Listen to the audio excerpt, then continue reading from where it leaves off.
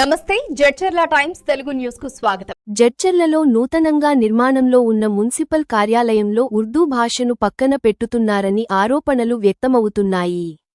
వివరాల ప్రకారం జడ్చర్లలో ముస్లిం మైనారిటీ నాయకులు మరియు ఉర్దూ మాట్లాడే ప్రజలు అధిక సంఖ్యలో నివసిస్తున్నారు.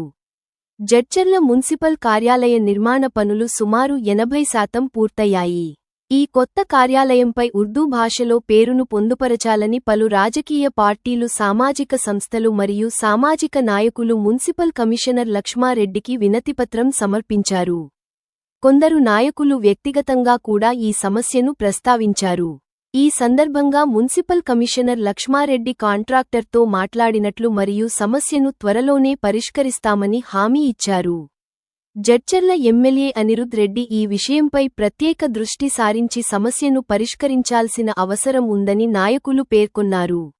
లేదంటే పెద్ద ఎత్తున నిరసనలు, ధర్నాలు జరిగే అవకాశాలు ఉన్నాయని హెచ్చరించారు. ఇలాంటి మరిన్ని తాజా వార్తల కోసం మా ఛానల్ ను సబ్స్క్రైబ్ చేసుకోండి, లైక్ చేయండి, షేర్ చేయండి. మీ అభిప్రాయాలను కామెంట్ రూపంలో తెలియజేయండి.